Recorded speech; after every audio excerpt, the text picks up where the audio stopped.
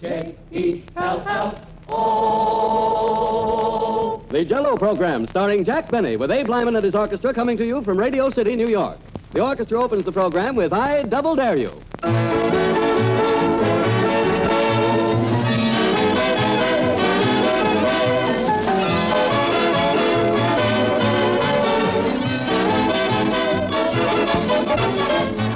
There's a change in the Jell-O program tonight. It comes to you from New York instead of Hollywood.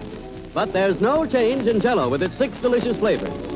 Jell-O is always good wherever you have it, New York or Hollywood, north or south, at home or in a restaurant. You can count on Jell-O to be tops in goodness every time. For Jell-O brings you that special extra rich fruit flavor.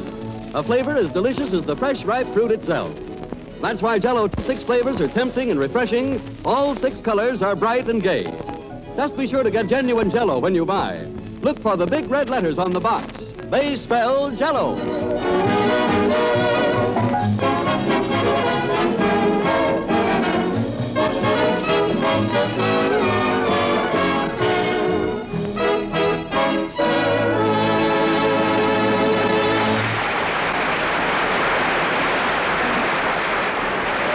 That was I Double Dare You, played by the orchestra. Now, ladies and gentlemen, we bring you a man who traveled all the way from California to New York.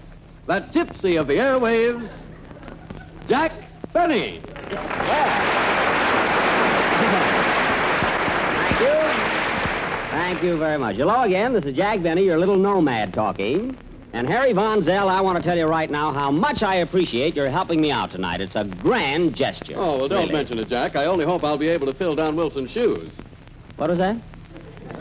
I said, I hope I can fill Don Wilson's shoes. Oh, you can, Harry, you can. But don't ever get into his pants without a compass. You know? You should see that guy. I'll bet. Well, tell me, Jack, what kind of a trip did you have to New York? Did you fly in? No, Harry, I took one of those new streamline trains, and believe me, they are classy. I mean, they're the last word in luxury. Yes, I heard that. They tell me the service is marvelous. Oh, it is, although I think they overdo it a little bit. Oh, they do? Yeah, I didn't mind when the conductor sent me gardenias. But when the porter tucked me in my berth and sang Rock-a-Bye Baby, I thought that was going too far, you know? And the candy vendor, was he ritzy? He was ritzy, huh? Yeah, you should have heard him. He walked up and down the aisle yelling candy, peanuts, popcorn, and annuities.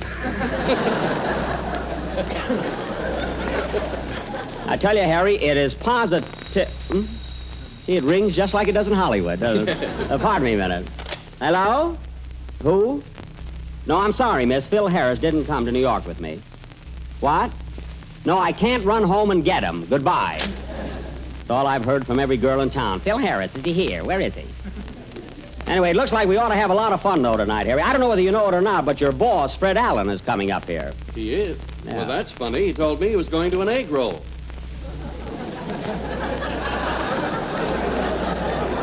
An egg roll? Well, maybe that's what he thinks this is. Hiya, Jack, old boy. Welcome to New York. Oh, hello, Lyman. How are you?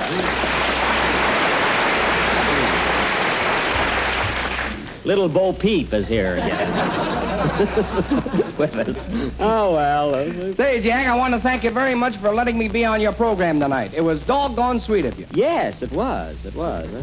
Please try and act like a gentleman tonight, not a gorilla. Don't worry, Jack. I made up my mind to behave myself. I'm a changed guy. Well, that suits me, Abe. I'm glad to hear it. Here, Believe Jack, me. To show you my heart's in the right place, I brought you a bouquet of flowers.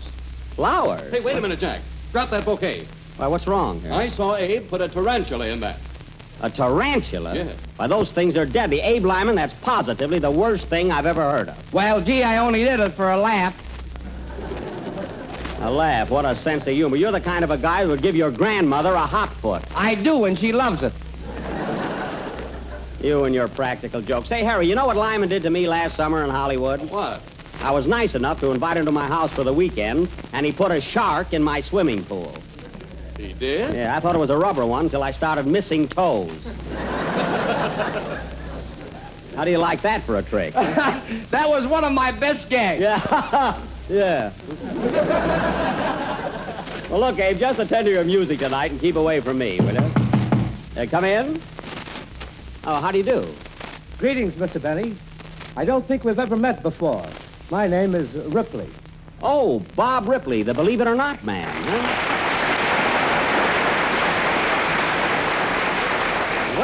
Well, it was awfully nice of you to drop in, Mr. Ripley. What can I do for you? Well, Jack, you know I'm always on the lookout for curiosities of all kinds. Yes. I never miss your program or your cartoons either. Well, what's on your mind? Well, I would like to get a few angles on you and your work. As a curiosity. Go right ahead. Now, first, is it true that when you make a picture, you wear a silver fox toupee? Yes, but only on special occasions. As a rule, I wear a subdued fright wig, like J.C. Flippin. Something. Now, another thing. Yeah? You're a musician, aren't you? Well, yes. Around Carnegie Hall, I'm known as Yasha. Is it true that the strings on your violin were made from the tail of a wildcat who later committed suicide? Well, he didn't commit suicide exactly, but he is wilder than ever now, Bob. One more question, Jack. Uh-huh. I understand that you were recently chosen as one of the best-dressed men in America. Is that right? Yes, I cannot deny that. Well, is that suit you're wearing now a sample of your taste in clothes?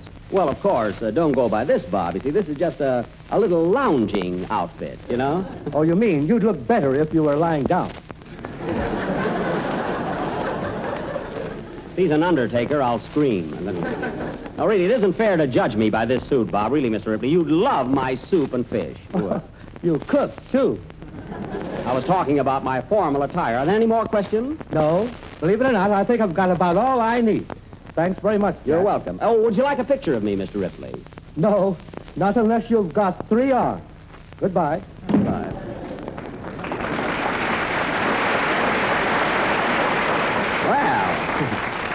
Well, Harry Ripley seems to be Harry Ripley seems to be a nice chap, although his questions were rather embarrassing. Now, what would I do with 3 arms? Well, you could play your violin and hold your nose at the same time. I could also punch you in the eye, Harry. Well, let's go on with the show. And now, folks, our conductor, Abraham Lyman, will play... what's it going to be, Abe? Here, it's written in this little book. Open it and read it. Why don't you read it yourself? If I could read, I'd get my own program. Oh, that's right. Yeah. Go ahead, open the book. Okay. Ouch, my finger. I knew you'd fall for that mousetrap gag. Fine, I had to come to New York for that. Now, play your number and leave me alone. Okay. Now, hold it a minute. Come in. Well, how are you, old boy? Glad to see you. Say, you're a sight for sore eyes. Well, Believe me, it's like old times again. Yes, sir. Say, you put on a little weight, haven't you? Oh, a little. You know, this is rather embarrassing, but I just can't seem to place you. Funny, I can't please you either. Goodbye. Play, Phil, or Abe. Why don't I stay home where I belong?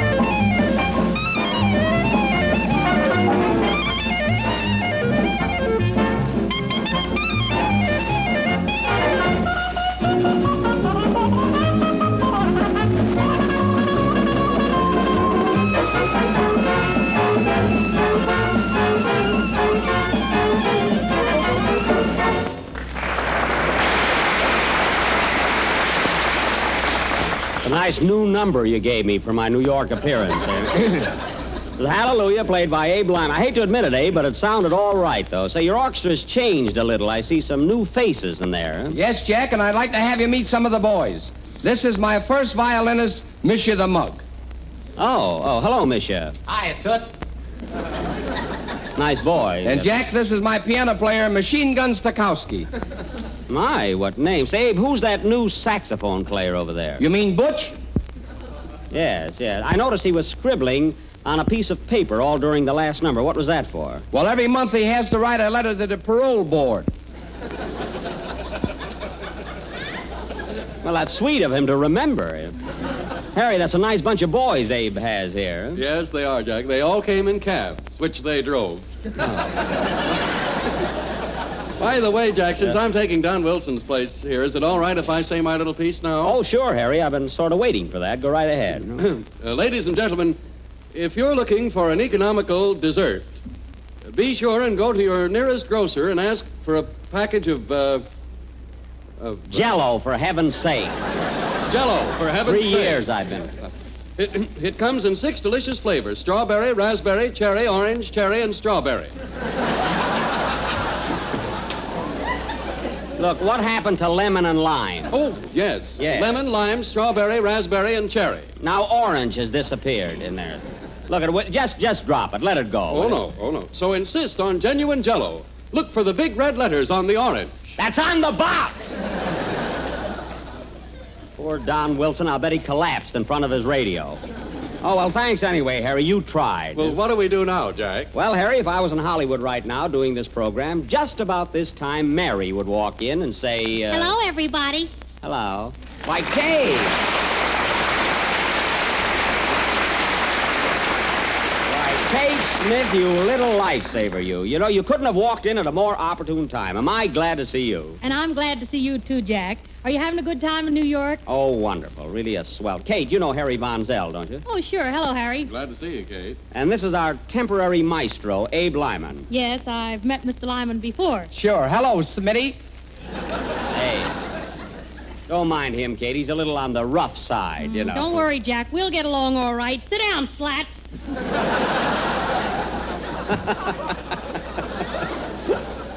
Well, I'm glad you're taking it the right way. I must tell you how much I've enjoyed your programs, Kate. They've been grand. Thank you, Jack. And by the way, Mary told me that as soon as I saw you, to give you her love and a great big kiss. How about Phil Harris?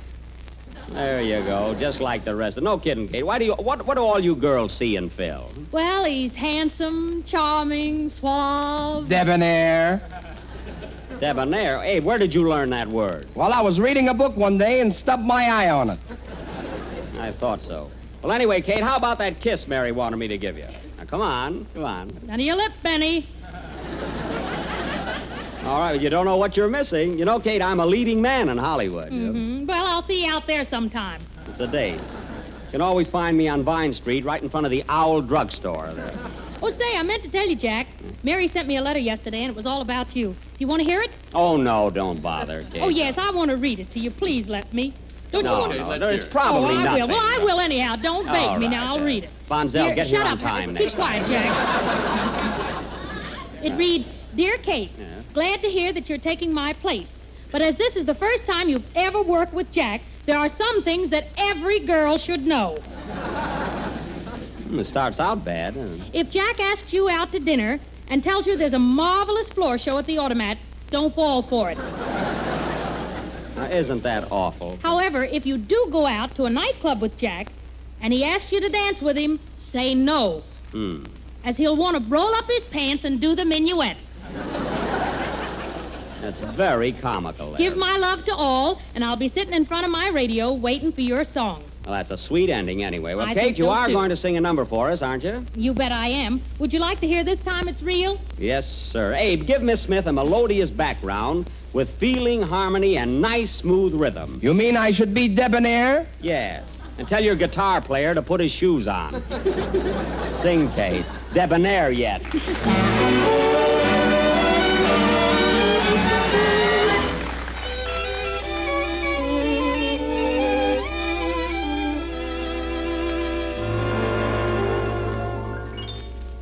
I was nothing where love was concerned.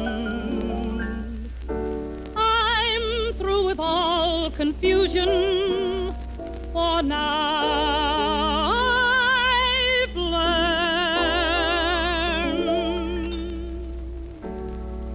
I know it, this time it's real. It's thrilling, so thrilling, the way I feel. Love before was different. I just played a part. But this time it comes right from my heart.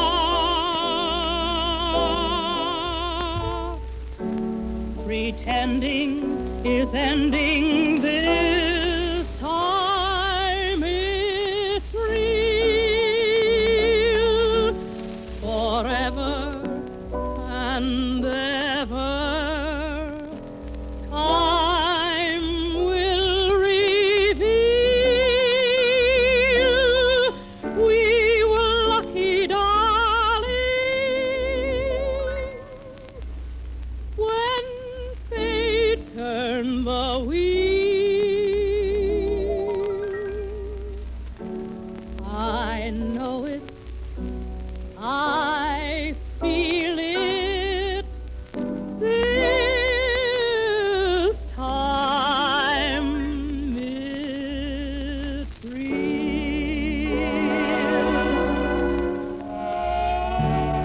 I know it, I know it. This time it's real. Forever and ever, time will reveal we were lucky, darling, when fate turned the wheel.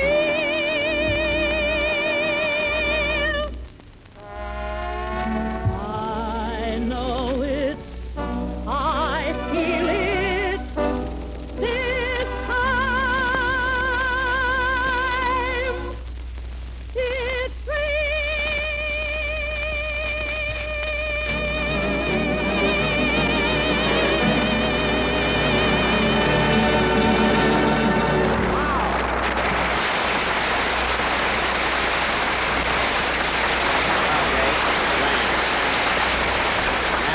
it's This Time It's Real, sung by Kate Smith, accompanied by Debonair and his orchestra.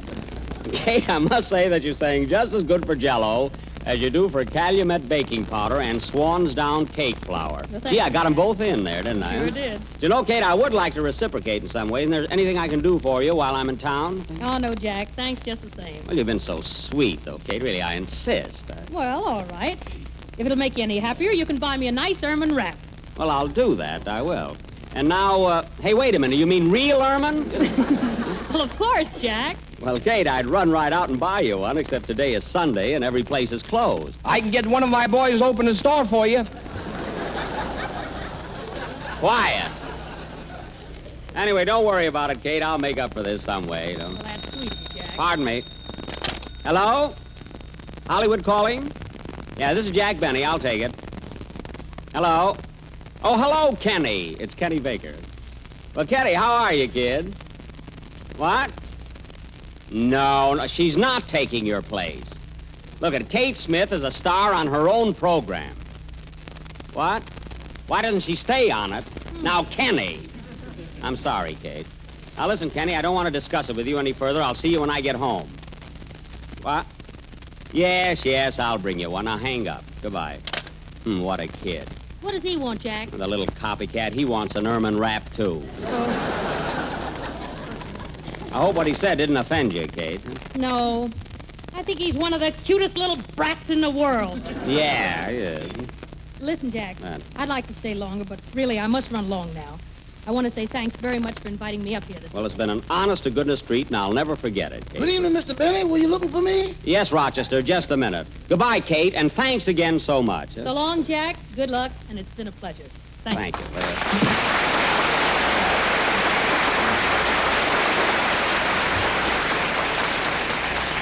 Well, Roch, I haven't seen you since we got off the train 4 days ago. Where were you?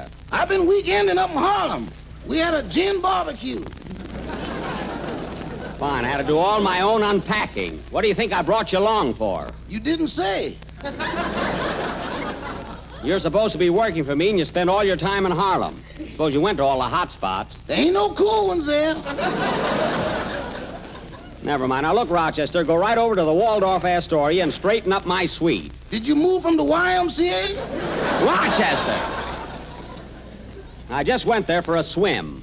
Now, run along. Okay. Boss, Yeah. I'm having a little financial recession. Uh-huh. I see. I wonder if I could have an advance on my salary. Look, I already gave you an advance. I want something in advance of that. Oh, all right. Here's $5. Could you elevate that to $8.50? $8.50? What for? I promised to buy my gal a sun lamp. All right, here you are. Now, don't forget, Rochester. Don't forget, we're leaving Tuesday, so be sure and be up at the hotel. And come in. Well, look who's here. Come on in, Fred.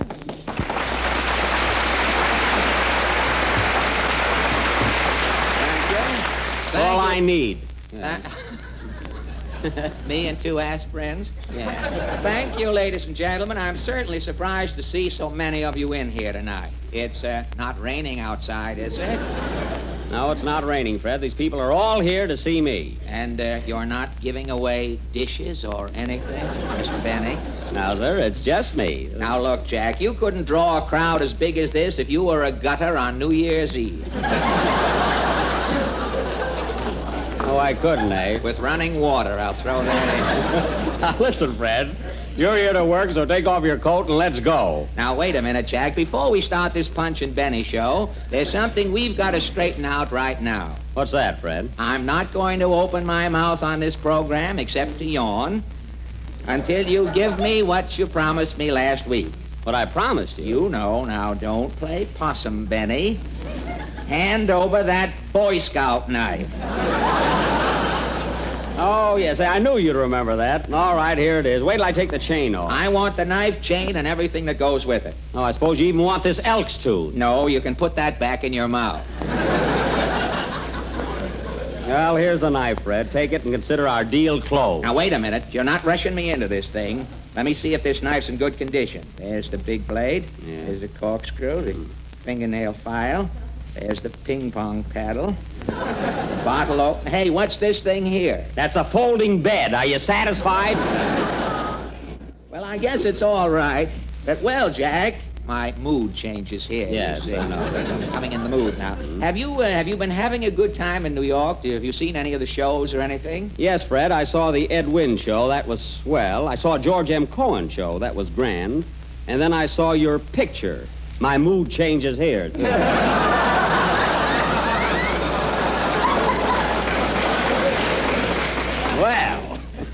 Well,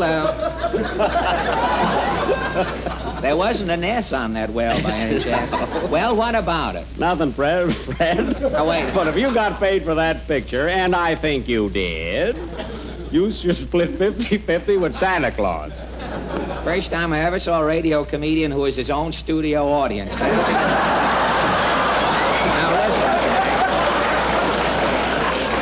listen, Jack,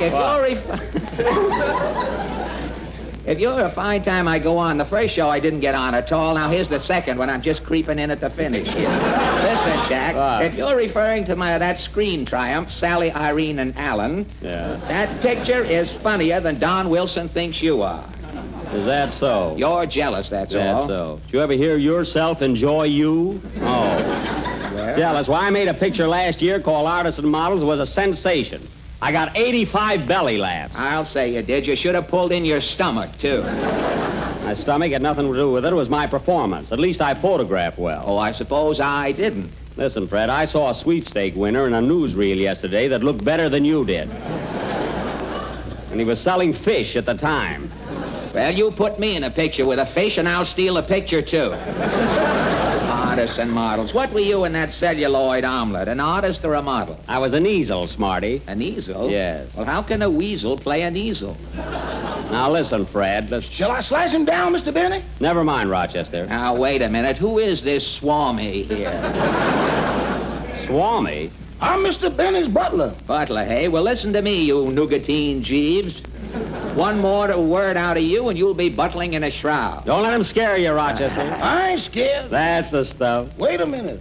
What is a shroud? A shroud, my untutored friend, is a windbreaker for a ghost. Oh, make way for a couch. Rochester, you see, Fred and I'll probably have to get a new butler. Well, hello there, Fred. Well, Harry Von Zell, what are you doing in the enemy's camp here? Well, I came here to help Jack out tonight. He needed an announcer. Oh, is he going to pay you? Certainly not. He's doing it as a favor. Of course, I will buy him a necktie or something. What do you mean, something? Something cheaper and shut up. I thought so. Benny, you're so tight. You've not only got the first dollar you ever earned, you've got the guy's right arm who handed it to you. Well, it was loose.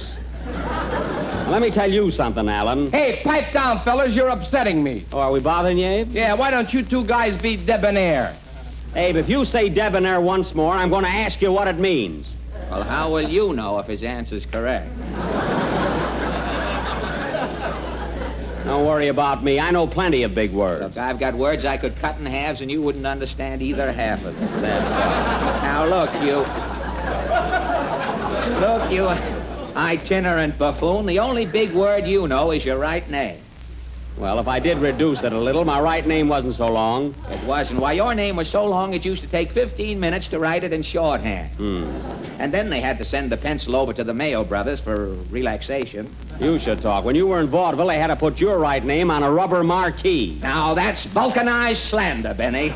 Why, you weather-beaten gargoyle... Go on there, Mr. B. I'll throw you out of here so fast you look like a jockey on a skyrocket. Now, that's enough, Benny. One more crack, and I'll hit you on top of your head so hard, you'll think your feet are bookends for your head. I'm glad you loused that one up.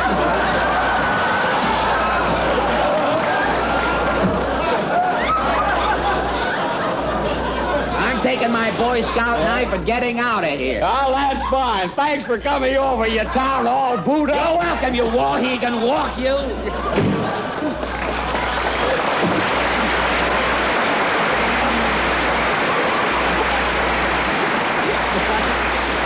I'm nice enough to invite him up here, and what do I get? Hey, Jack. What is it, Abe? Here's your knife back.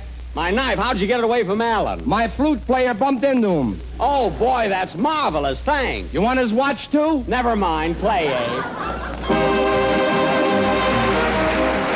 You know, the crowning touch to a good meal is the dessert, the happy ending. Well, that's where Jell-O comes in, the happy ending for any meal. For Jell-O looks so festive and tastes so delicious, it makes the ideal dessert for any occasion. And Jell-O is quick and easy to prepare. Serve it perfectly plain if you like, a clear, glowing mold of Jell-O, or garnish it with whipped cream, fruit, or nut meats. It's grand no matter how you serve it. But remember, only Jell-O brings you that delicious, extra rich fruit flavor. So don't accept any substitutes. Get the real thing, the one and only genuine Jell-O. The last number of the 26th program in the new Jell-O series. We're with you again next Sunday night at the same time, broadcasting from Hollywood, California. I want to thank Harry Von Zell, Bob Ripley, Kate Smith, Abe Lyman, and Fred Allen for their cooperation. It was a grand gesture. And now, folks, come in. Mr. Benny? Yes? Is the program over yet? Just about. Say, how did you get to New York, anyhow? I flew in. I hope I land pretty soon. Oh, good night, doll. This is the National Broadcasting Company. You're listening to... You've been listening to the OTR Gold Network. Find more classic radio at otrgold.com.